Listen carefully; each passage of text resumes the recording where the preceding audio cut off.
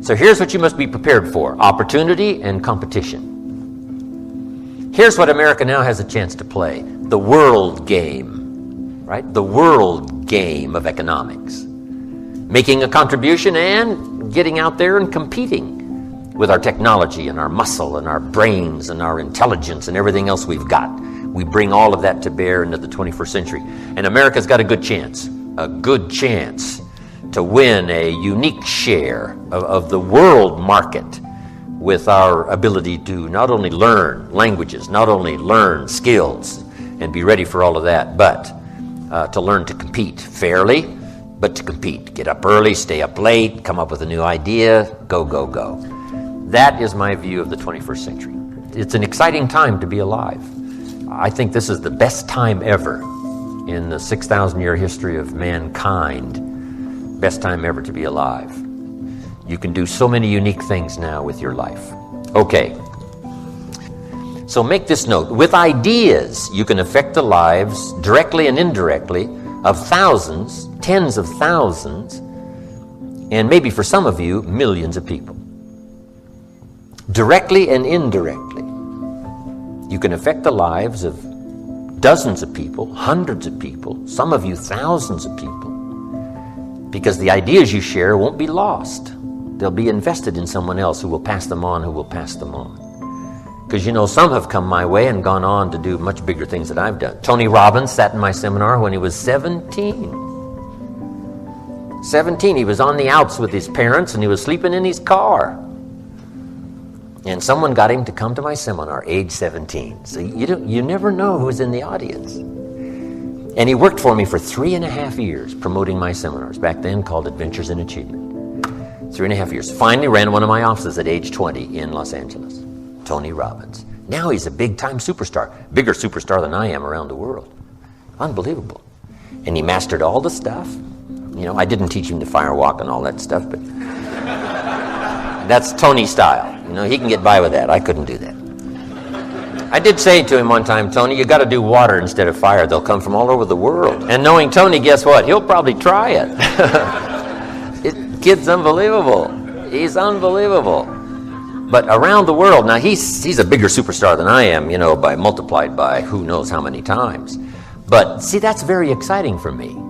Here's what it does, and you might make this note, because you can do it with your children, and we can do it physically through our children, grandchildren, and on down the line. A chance for immortality. Another chance for immortality.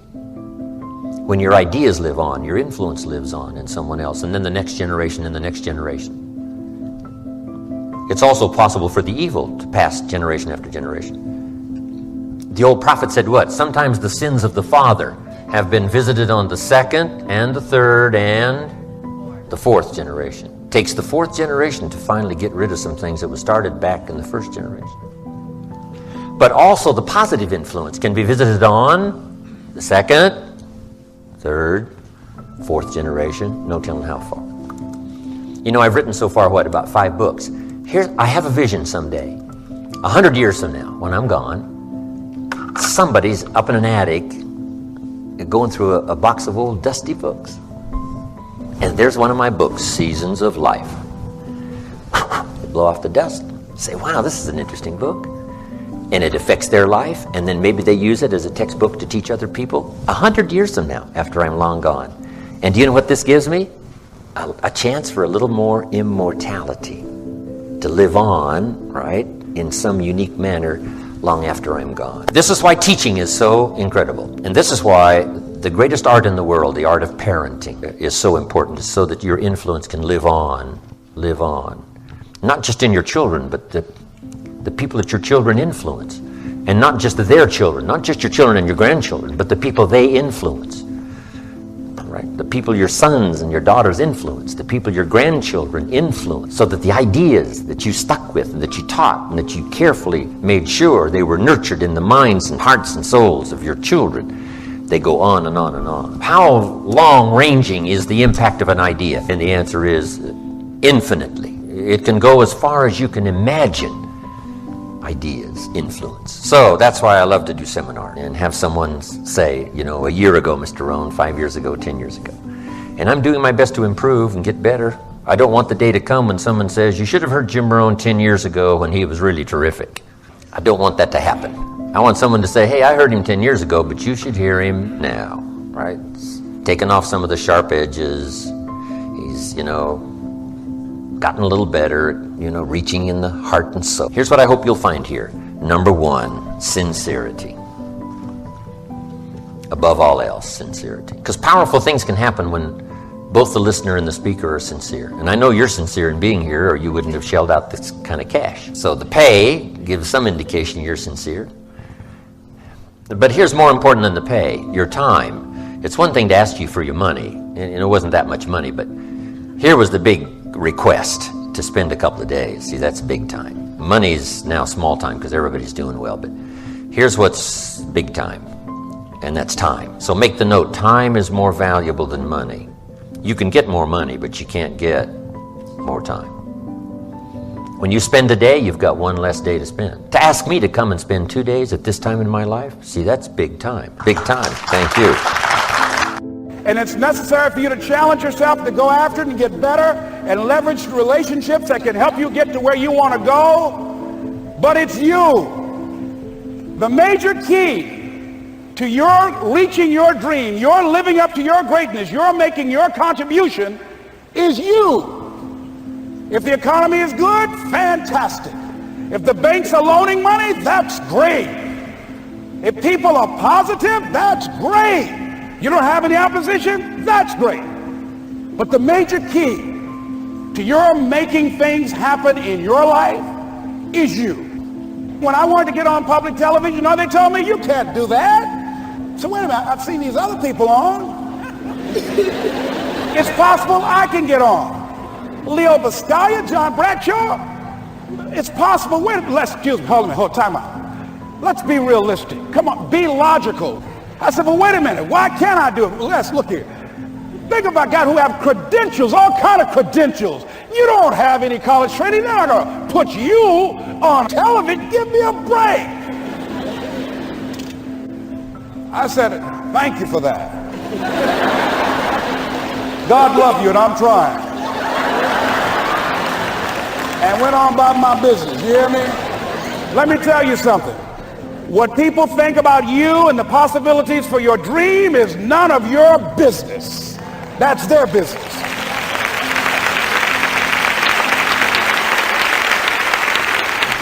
They have no imagination, ladies and gentlemen. They're living out of the past, out of their memory. The attitude is it can't be done because they haven't seen it. They're judging according to appearances. The people that are going to make it in the future, the people that are making it today, let me share something with you. History is being read, but it's also being written by people with imagination. Hey, I want to talk to you today about success. Success, duty, obligation, responsibility. If you approach it any other way, which most people are, most people think, well, I'll be successful if the economy works. I'll be successful if something happens. I'll be successful if I win the lottery ticket. Look, you're not going to be successful if you don't demand it. If you literally don't stake a claim to it and say, this is mine, it's important, you're not going to have it, I promise you. I know, I'm telling you from experience. I spent the first 25 years of my life like a spectator, watching other people get successful and then wondering why I wasn't. Success is your duty. It is your responsibility. Your obligation and your responsibility. It's important. You ever think about what you think about? Because if you did, and if you took control of that, you could alter the direction of your entire life. Most people never take the time to take an inventory about their thoughts. Yet our thoughts control our world. Our thoughts are like magnets. They literally draw towards us that which we obsess about. And so most people never take the time to analyze what they think about. The most successful people I know are the most self-aware, meaning they're aware of what they do and they're also aware of what they think. They're aware of how they're perceived. Average person, you and I have about 75,000 thoughts a day rattling around in this thing we call our brains and our minds. 75,000 of them. The crazy thing is 91% of those thoughts are identical to the previous day and are identical to the day before that and the day before that and the day before that. And then we wonder why our life seems to repeat itself over and over again. So really the difference in our life, if we have 75,000 thoughts a day, here's the crazy thing. 91% of them are exactly the same. The separation in our life is in those 9% of their thoughts, because remember this, these magnets are pretty powerful. That's why I'm always saying that your obsessions become your possessions, because they do. You draw into your life exactly what it is you think about. It's a physical reality that you attract to yourself what you think about. So the difference in our life is 9% of our thoughts. That's why people say all the time the difference between winning and losing is so small, it's almost too scary to talk about. And really we've identified what it is. It's 9% of what we think about alters the direction of our life. So what I'm here to tell you today is you've got to hone in and get aware of what you think about and then alter those 9% of the thoughts that are variable on a daily basis to serve you. Let's say you have a goal that you want to achieve, but you have a lot of self-doubt or uncertainty. You haven't done it yet, or you've tried and you've failed. Your sense of self is going to have some trepidation associated with it. It's like, can I do this? Can I do this? Do I deserve this? Don't I deserve it? Am I smart enough? Am I good enough? And so what you have to do is you have to take that goal, that's a conscious goal, and you have to impress the image, the vision of you achieving that goal into your subconscious mind. Why?